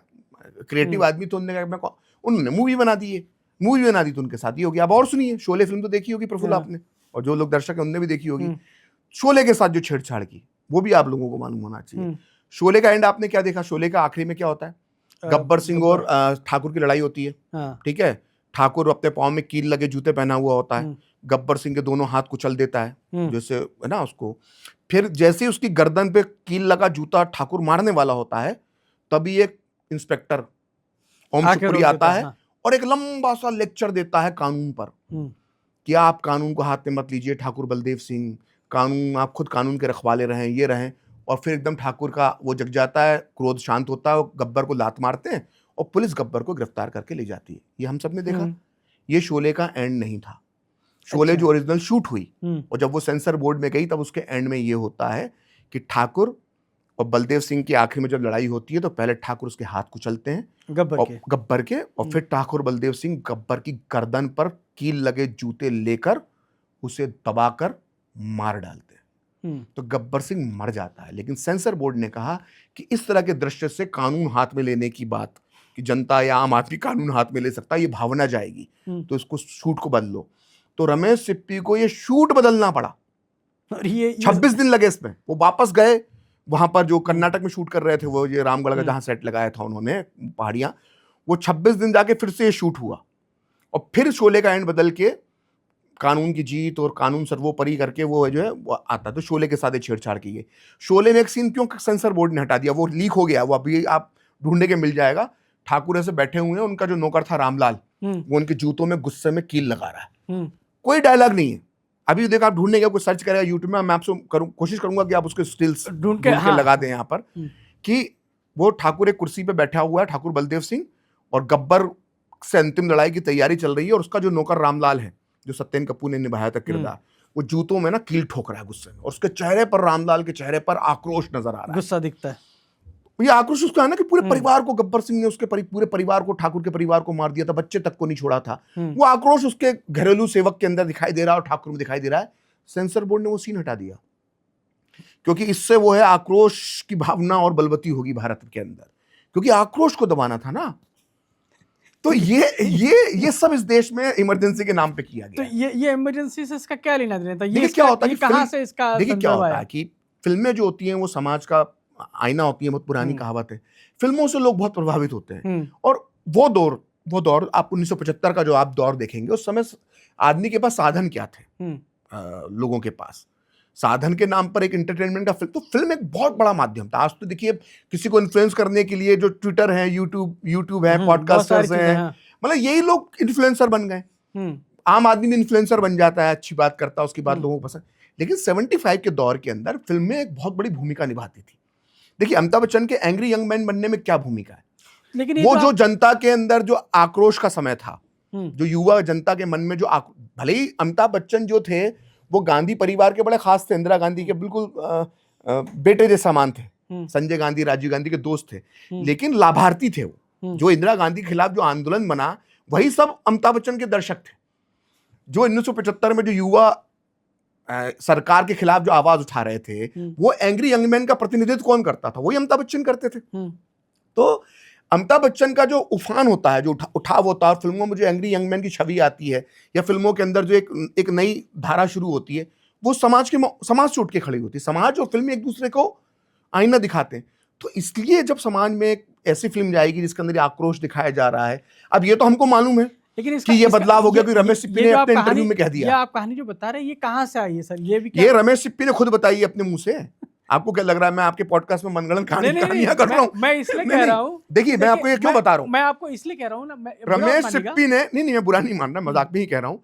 रमेश सिप्पी जो शोले फिल्म के डायरेक्टर, उन्होंने कहानी बताई कि ये हुआ था इमरजेंसी में। अब और आगे सुन लीजिए, विधु विनोद चोपड़ा को आप जानते होंगे, हाँ बिल्कुल, बहुत बड़े डायरेक्टर है, परिंदर जैसी फिल्म बनाई है, मुन्ना भाई MBBS बनाई है। उनकी पत्नी है अनुपमा चोपड़ा, है ना। अनुपमा चोपड़ा ने पुस्तक लिखी है द मेकिंग ऑफ शोले, बड़ी प्यारी पुस्तक है, बहुत अच्छी पुस्तक, पढ़ना चाहिए, इंटरेस्टिंग है। उसमें पूरी शोले की पीछे की कहानी बताई कि कैसे क्या क्या बन रहा था, किससे, उसके अंदर ये बात लिखी हुई है। तो ये कोई ऐसी बात नहीं है कि सबसे हासिल क्या हुआ इमरजेंसी में, बस एक दाग लग गया कांग्रेस के। ये किसी को अंदाजा होना था कि प्रफुल्ल श्रीवास्तव, प्रखर श्रीवास्तव बैठ के 50 साल बाद ये इस पर चर्चा कर रहे होंगे। आदमी जब ताकत होती है किसी में तो वो ये नहीं सोचता कि कल को मेरे बारे में क्या बोलेंगे, वो आज अपनी ताकत दिखाना चाहता है। उसको थोड़ा मालूम होता है कि ये कल को सब स्थितियां बदल जाएंगी, ये फिल्मों की कहानियां, ये जो आज मैं इसको जला रहा हूं, जो ये क्या कहते हैं किस्सा कुर्सी की रीलें, ये कल को इतना भारी पड़ेगा कि मुझे जेल जाना पड़ेगा, कल को ये फिल्म फिर से रीशूट हो जाएगी, एक दिन ये इतिहास में दर्ज हो जाएगी। शोले की कहानी रमेश सिप्पी बाद में 20 साल बाद बता देगा एक इंटरव्यू के अंदर। ये कोई सोचता नहीं है ना। एक चीज मुझे ये आपसे पूछनी थी कि जैसे मतलब इसकी वजह से कई राजनीतिक दल भी बने ना, बन गए, उस समय जो थे नहीं वो ग्रो कर गए इस इमरजेंसी की वजह से। देखिए कोई भी 77 में जो हुआ, कोई भी घटना होती है और जब सरकार के प्रति आक्रोश होता है तो विपक्ष मजबूत होता है, तो विपक्ष मजबूत होता है।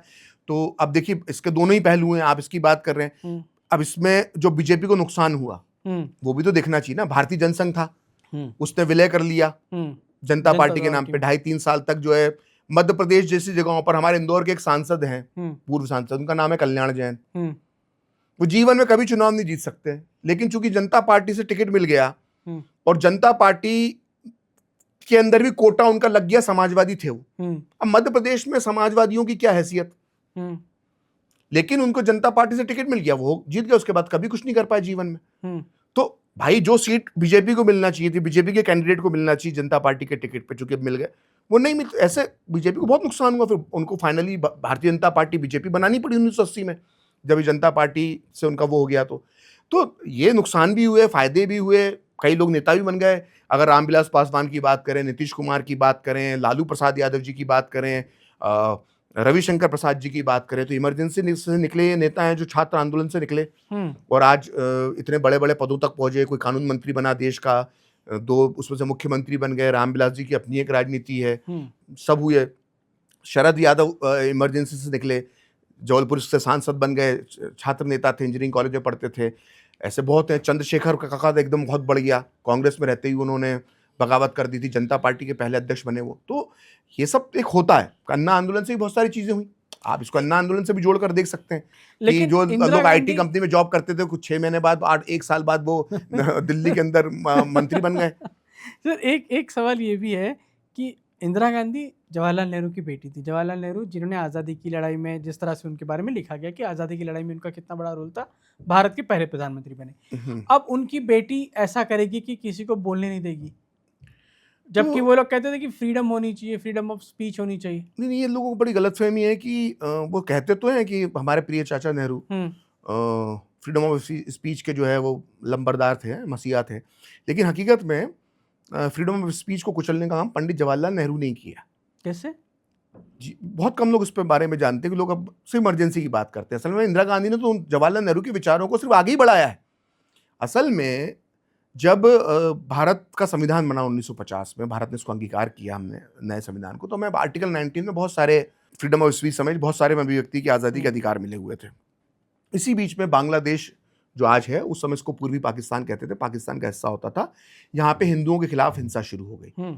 और उस समय नेहरू लियाकत के साथ बातचीत करने लगे और बाद में नेहरू और लियाकत ने एक पैक्ट किया जिसको नेहरू लियाकत पैक्ट के नाम से जानते हैं। ये उसका उस समय का काल की घटना का मैं वर्णन कर रहा हूँ। तो उस समय नेहरू लियाकत जब पैक्ट चल रहा था, तो उस समय आरएसएस का एक मुखपत्र आज भी है, ऑर्गेनाइजर, उसने 6 आर्टिकल लिखे और वो 6 आर्टिकल लिखे थे के आर मलकानी साहब ने, जो बाद में बीजेपी के नेता बने, सांसद बने और पुडुचेरी के लेफ्टिनेंट गवर्नर बने। वो संपादक होते थे ऑर्गेनाइजर के। तो के आर मलकानी ने 6 लेख लिखे और इसके अलावा कुछ कार्टून्स छापे ऑर्गेनाइजर ने नेहरू जी के खिलाफ। इसी तरह से एक वामपंथी पत्रिका थी द क्रॉसरोड्स, उसने भी कुछ किसी अलग विषय पर आर्टिकल लिखे जो नेहरू सरकार को पसंद नहीं आया। तो नेहरू सरकार ने इन दोनों मैगजीन्स पर प्रतिबंध लगा दिया। ऑर्गेनाइजर को यह कहा गया कि आप कोई भी लेख छापने से पहले उसकी आपको सरकार से परमिशन लेनी पड़ेगी, पहले उसको दिखाना पड़ेगा और हम जो बोलेंगे वही छापोगे। अगर हम उसमें कुछ लाइन काट दी तो आपको काटना पड़ेगी, कार्टून भी आपको दिखाने पड़ेंगे। यही क्रॉसरोड्स के साथ किया गया। ये नेहरू के समय रहते हो रहा था। आज अगर मोदी सरकार बोल दे किसी चैनल को कि आपकी न्यूज पहले हम पढ़ेंगे, तो भैया जाने क्या हो जाए इस देश में। तो नेहरू जी की सरकार ऑर्गेनाइजर पहले पढ़ती थी, क्रॉसरोड्स पढ़ती थी और फिर बताती थी क्या छापना है।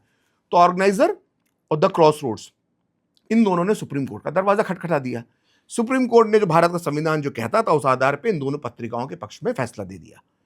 तो नेहरू सरकार को यह बर्दाश्त नहीं हुआ कि एक मैगजीन का फैसला, एक मैगजीन के पक्ष में फैसला आ गया, उसको अभिव्यक्ति की आज़ादी, उसकी लेखनी को मान ली गई, तो नेहरू को बर्दाश्त नहीं हुआ। तो भारत का संविधान बने 15-16 महीने हुए थे कि नेहरू की सरकार आर्टिकल 19 में जो हमारी अभिव्यक्ति की आज़ादी को डिफाइन करता, उसमें संशोधन करने के लिए, उसके पर कतरने के लिए, उसे कमज़ोर करने के लिए भारत का पहला संविधान संशोधन लेकर आई। आज 80 से ज़्यादा संशोधन हो चुके हैं शायद। तो पहला संशोधन जो है वो नेहरू जी लेकर आए और संशोधन क्या था? फ्रीडम ऑफ स्पीच को कुचलने के लिए। उसमें क्या किया उन्होंने? उसमें उन्होंने कुछ ऐसे प्रावधान बता दिए, कुछ ऐसी चीजें जोड़ दी कि आपकी वो आज़ादी जो लिखने पढ़ने की आपकी आज़ादी थी, जो कहने की आज़ादी थी, वो सीमित हो गई। तो आप कहने का मतलब ये है, अगर हम बहुत विस्तार में नहीं जाएं, तो कहने का मतलब ये है कि जो इमरजेंसी में हुआ, तो नेहरू की परिपाटी को तो उनकी बेटी ने आगे बढ़ाया। फ्रीडम ऑफ स्पीच को कुचलने का काम तो नेहरू जी कर ही चुके थे। और नेहरू जी का कोई एक ऐसा किस्सा है, ये तो उन्होंने संविधान के रास्ते से, संविधान में संशोधन करके। आज जो लोग राहुल गांधी कहते हैं संविधान बदलना चाहती है बीजेपी, आरएसएस, कांग्रेस के नेता दिन भर संविधान की कॉपी लेकर घूमते हैं। तो भारत का पहला संविधान किसने बदला था? लोकतंत्र के मसीहा जवाहरलाल नेहरू ने। और क्यों बदला था? क्योंकि फ्रीडम ऑफ स्पीच से उनको दिक्कत थी। तो फ्रीडम ऑफ स्पीच के पर कतरने के लिए, आर्टिकल 19 को कमजोर बनाने के लिए भारत का पहला संविधान संशोधन होता है। ये नेहरू जी की हकीकत है। और सुन लीजिए, नेहरू जी के लिए आज हम मीडिया की बातें करते हैं कि मीडिया को दबाया जा रहा है, गोदी मीडिया की डेफिनेशन आज गढ़ी जाती है। ठीक है, मीडिया को दबाया जा रहा है, मीडिया को दबाया जा रहा है, बोलने की आज़ादी नहीं है। नेहरू जी के ज़माने में क्या होता था प्रफुल्ल? एक पीटीआई का एक संवाददाता था जो हांगकांग में जिसकी पोस्टिंग थी, तो उसने कुछ ऐसी खबरें लिखी जो चीन के खिलाफ थी। तो चीन ने नेहरू से कहा कि यार आपका ये press trust of India, PTI, जो आज भी है एजेंसी बहुत बड़ी, ये ऐसी खबरें लिखता है जो चीन को सूट नहीं करती। तो नेहरू ने ये बाकायदा, नेहरू के सेक्रेटरी मथाई लिख कर गए अपनी पुस्तक में, आत्मकथा में, नेहरू ने पीटीआई के हेड को बोला कि उसको वहां से ट्रांसफर करो और बाकायदा उस पत्रकार को हटा दिया गया। एक भारत के सबसे महान पत्रकार हुए दुर्गादास। मैं तो ना खुशवंत सिंह को मानता हूं, ना मैं कुलदीप नैयर को मानता हूं, मैं दुर्गादास को मानता हूं। दुर्गादास वो पत्रकार थे जिनसे गांधी जी भी सलाह लेते थे, और दुर्गादास वो पत्रकार थे जो गांधी जी से भी टेढ़े सवाल पूछ लेते थे। तो दुर्गादास ने अपनी आत्मकथा लिखी, उसमें उन्होंने एक वाक्य लिखा है कि उन्होंने लिख दिया था कि नेहरू जी अपने बाद ना पंत जी को बनाएंगे, ना किसी और को बनाएंगे। नेहरू जी अपने बाद जो है वो इंदिरा गांधी को अपना उत्तराधिकारी बनाएंगे। और ये बात मुझे बताई थी खुद पंत साहब ने बताई थी। किसी एक का नाम वो लिखते हैं, एक मुस्लिम नेता थे, उनका नाम वो लिखते हैं। तो नेहरू जी ने उनको बुला लिया। आप खुद रिपोर्टर रहे हो, आपने खुद इन्वेस्टिगेशन किया है, कई ऐसी स्टोरीज की है, मैंने खुद देखी है आपकी। क्या आपसे आपका कोई सोर्स पूछ सकता है? नहीं, सोर्स नहीं पूछता कोई भी। आप सोर्सेस के हवाले से खबर करते हैं, कोई नहीं। नेहरू ने बुलाया दुर्गादास को, बोले तुमने खबर छापी कि कांग्रेस के नेता, बड़े नेता ये कह रहे हैं कि मैं अपना मन बना चुका हूं, हमारा कोई नंबर नहीं आएगा, नेहरू अपने बाद अपनी बेटी को बनाएंगे। उत्तराधिकारी, ये तुम्हें कांग्रेस के किस नेता ने बताई, ये मुझे बताओ। हम्म, उन्होंने मना कर दिया कि मैं इसका इतना सोच नहीं हूं। तो नेहरू ने उनके साथ बड़ी बदतमीजी करी, उनको डांटा हम्म, और उनको कुछ कुछ बोला और भगा दिया। खुद मथाई लिखते हैं कि दुर्गा दास के खिलाफ जो है उन्होंने शिकायतें करी उनके मालिक को, हिंदुस्तान टाइम्स में, नौकरी से निकलवाया उनको। ये कहते हैं ना फ्रीडम ऑफ स्पीच और वो पत्रकारों का आज़ादी, और अपने कार्टून देखकर नेहरू बड़े खुश हुआ। क्या फर्जी बातें हैं। खूब मीडिया को कुचला नेहरू के समय में, जितने आप किस्से पढ़ लीजिए, ट्रांसफर करवाए, नौकरियों से निकलवाया, द ब्लिट्ज मैगजीन पर मानहानि का मुकदमा ठोककर उससे घुटनों पे लाए नेहरू। क्या क्या नहीं किया है नेहरू ने पत्रकारों के साथ। और इंदिरा तो इमरजेंसी तो घोषित है उनकी। तो ये सब कहानियां हैं कि जो फ्रीडम ऑफ स्पीच के लंबरदार थे नेहरू जी, लोकतंत्र के मसीहा थे नेहरू जी। नेहरू जी ने भी कोई कसर नहीं छोड़ी। नेहरू जी के अंदर भी बहुत ज़्यादा एक भावना थी, उनके अंदर वो सहिष्णु नहीं थे। वो अपनी बुराई, अपनी आलोचना को बर्दाश्त नहीं कर पाते थे। उनके आप अगर आप भाषण सुनेंगे पार्लियामेंट के अंदर, तो उनकी पहली लाइन की शुरुआत ही होती थी कि आप जानते ही क्या हैं। वो अपने सामने वाले से बातचीत की शुरुआत ही ऐसे करते थे कि आखिर आप जानते ही क्या हैं। मतलब उनके ऐसा लगता था कि उनके अलावा कोई और कुछ जानता ही नहीं है। अच्छा, तो बहुत ही असहिष्णु व्यक्ति थे वो। उनको अपनी बुराई, अपनी आलोचना बर्दाश्त नहीं होती थी। ये खुद मौलाना आजाद ने अपनी पुस्तक में लिखा है। मौलाना आजाद तो बहुत अच्छे दोस्त थे नेहरू के। हम्म, और इंडिया विंस फ्रीडम खुद मौलाना आजाद ने नेहरू को समर्पित की है हम्म, कि मेरे प्रिय दोस्त जवाहर को समर्पित। हम्म, उसी पुस्तक के अंदर वो लिखते हैं मौलाना आजाद कि नेहरू को ये बर्दाश्त नहीं होता कि कोई उनसे भी ज्यादा समझदार हो। ये खुल ये के लिखे मौलाना थे। आजाद लिख के गए। हम्म, अब मौलाना आजाद की बात तो माननी पड़ेगी प्रफुल्ल वो यार। तो उनके अच्छे दोस्त थे। कैसे सर, ये इंदिरा गांधी ने फिर आखिरकार हासिल क्या किया? देखिए, मिला ये सबसे पहले कि इंदिरा गांधी ने इमरजेंसी लगा के अपनी कुर्सी बचा ली जो जानने वाली थी। हम्म, या तो जनता छीन लेती, हम्म, या कांग्रेस के लोग ही मिलके छीन लेते बगावत करके। चुनाव होने ही वाले थे, 1975 आ ही गया था, 71 में चुनाव हुए थे, 1976 की फरवरी में चुनाव होने वाले थे, जून आ गया था, तो 6 और 2 8 महीने बचे थे बस हम्म, अगले आम चुनाव में। तो सबसे पहले तो उन्होंने अपनी कुर्सी बचाई। हम्म, दूसरा, अपने बेटे को एस्टेब्लिश कर दिया। हम्म, भाई जब इतना बड़ा बेटा हो गया कि वो आईएनबी मिनिस्टर को बुला के उल्टा सीधा बोल रहा है, कई लोगों का कहना है जाने किसका मैं नाम क्या लूं अब, क्योंकि कहीं सुनी बातें हैं, उसका कोई प्रमाण तो है नहीं, कि कई राज्यों के मुख्यमंत्री संजय गांधी के जूते उतारते थे, उठाते थे। ये तो उसका जलवा था। तो ये सब अपने बेटे को एस्टेब्लिश कर दिया। भाई जब पावर दे दोगे कोई उसका कंपटीशन, तो ये एक परिवारवाद की शुरुआत वहां से हो गई। राजीव गांधी तो मजबूरी में राजनीति में आए, जब संजय गांधी की मृत्यु हो गई तो आना पड़ा उनको, अदरवाइज वो तो पॉलिटिक्स के लिए बने ही नहीं थे। तो भाई उन्होंने एक देश का अगला प्रधानमंत्री तैयार कर दिया इस इमरजेंसी के बीच में। तो ये तो प्लानिंग थी ना कि हम और क्या क्या हासिल कर सकते हैं। लेकिन वो दाव इनको लगा कि क्योंकि इमरजेंसी में जब आप सारे सूचना तंत्र को रोक देंगे, आप पूरा जो है सिस्टम कैप्चर कर लेंगे, और आप अखबारों को अपनी आलोचना करने से रोक देंगे, आपको सब चीज़ें, आप पूरा सिस्टम पे, पूरे तंत्र पे आपका कब्जा हो जाएगा, तो आपके पास कहीं ना कहीं इसका एक साइड इफेक्ट ये भी होता है कि आपको सही खबरें भी मिलना बंद हो जाती हैं, क्योंकि आपका इतना खौफ हो गया है कि आपको कोई सच बोलना ही नहीं चाहता है। हर व्यक्ति इंदिरा गांधी और संजय गांधी से इतना डरा हुआ है कि जब वो उसके पास जा रहे हैं, देश में कैसा चल रहा है, बोला आम जनता तो बड़ी खुश है, ट्रेनें समय पे चलती हैं, सरकारी बाबू दफ्तर समय पर आते हैं, सब कुछ बढ़िया हो रहा है, जनसंख्या कंट्रोल हो रहा है। तो आपको सब अच्छी अच्छी बातें बोलते हैं क्योंकि आपसे डर रहे हैं। लेकिन हकीकत में वो स्थिति, जमीनी स्थिति वो है नहीं। आपके पास, आपने न्यूट्रल जो सोर्सेज होते हैं आपके पास आने के, वो आपने खत्म कर दिए, क्योंकि जो आपको मीडिया से जानकारी मिलती कि यहाँ पर ये लोग बोल रहे हैं, यहाँ पर ये एक फैसला गलत हो गया, वो आपको मिलना, वो सेंस आपके पास आना बंद हो गया। जैसे हम जब रिपोर्टिंग करते थे, जब हम फील्ड में जाते तो हम क्या करते थे, हम पहले किसी को नहीं बताते थे हम पत्रकार हैं। सुबह चाय पीने के बहाने होटल से निकले, चुनाव के समय जो हमारा तरीका, आपका भी है मेरा भी वही रहा, कि चाय की दुकान पे बैठे, थोड़ी सी बातचीत शुरू कर दी, अच्छा क्या माहौल है, कौन आगे चल रहा है, कौन पीछे चल रहा है, तो ठीक है, हमें एक सेंस हो जाता था कि यार ये हवा क्या चल रही है। फिर जब आप आते थे तो आप सही रिपोर्ट, आप कोई किसी नेता ने पूछा आपसे यार क्या लग रहा है उधर, तो हम अरे देखो आप वहां पे फंस रहे हो, या आपके लिए वो जगह ठीक है, हम दोनों पक्ष सभी को बता देते थे।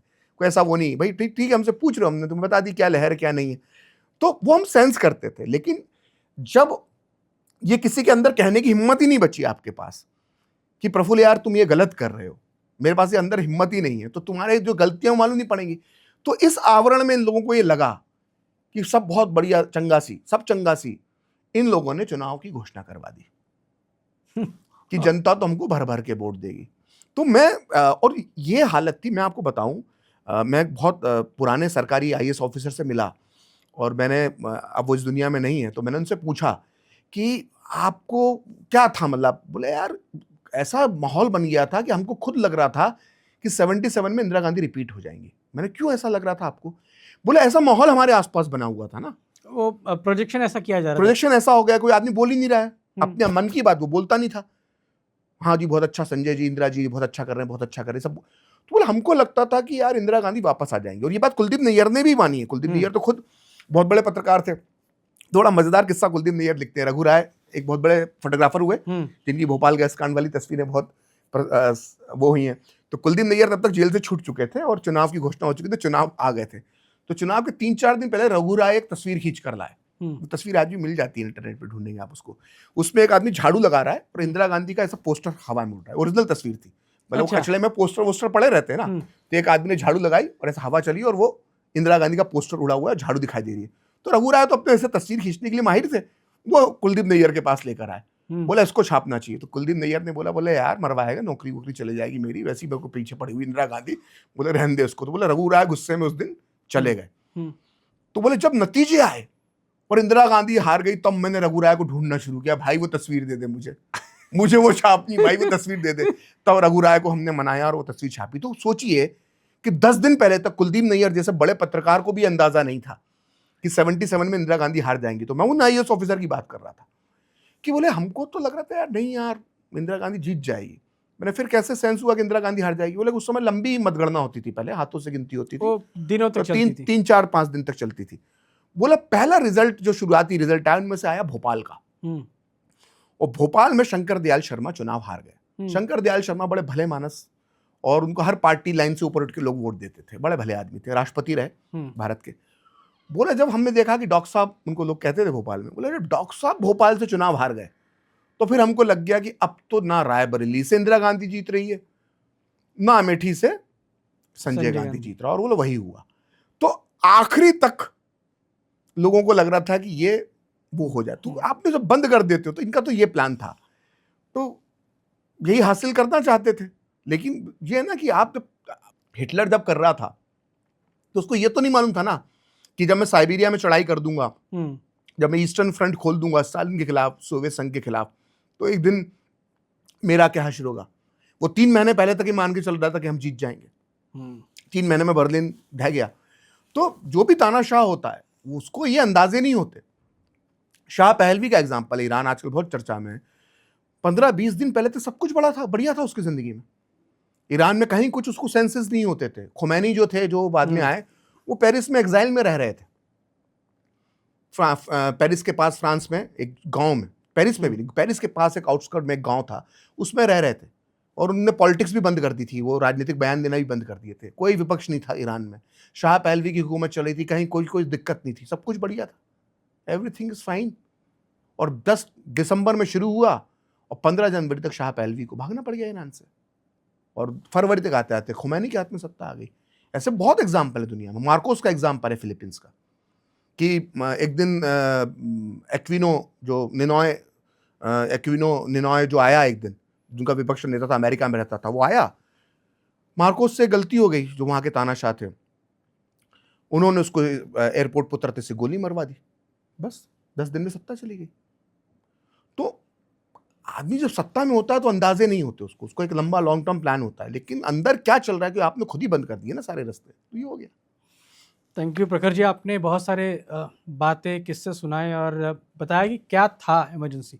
हम लोगों ने जब सुना है, मतलब क्योंकि मैं उस दौर में पैदा नहीं हुआ, नहीं पैदा तो मैं भी नहीं हुआ था। जो किताबों में है उसमें बहुत आपने रिसर्च किया और आपको बताया। बहुत सारे बच्चों को तो ये पता भी नहीं। आप ये मत बोलिए मतलब आप पैदा नहीं हुए तो मुझे साबित करें कि मैं पैदा हो गया था। मेरी उम्र भी इतनी ज्यादा नहीं है, मैं भी इमरजेंसी के बाद पैदा हुआ। मैंने कहा ना आप रिसर्च करते हैं, आपने बहुत सारी किताबें। देखिए मेरा इसमें भाई यहाँ पे थोड़ा सा 1 मिनट में लेना चाहूंगा। असल में क्या होता है ना कि कई लोग, अच्छा आप तो पैदा नहीं हो गए, आपको कैसे मालूम? तो मैं उनसे पूछता हूँ, अच्छा गांधी जी जब बोलते थे तब आप पैदा हो गए थे क्या? लेकिन तब भी आपको मालूम है ना गांधी जी ने क्या किया था। तो इतिहास की बात करने के लिए जरूरी नहीं है कि आप पैदा हुए हो, नहीं तो फिर तो रोमिला थापर तो मतलब फिर तो अकबर की बात करने का हक ही नहीं है रोमिला थापर को। तो कई उनके अलावा भी और सारे थे अभी से लेके बहुत सारे लोग हैं जिन्होंने देखा नहीं। थैंक यू सो मच, आपने अपना समय दिया और हमारे दर्शकों को बताया। Thank you so much.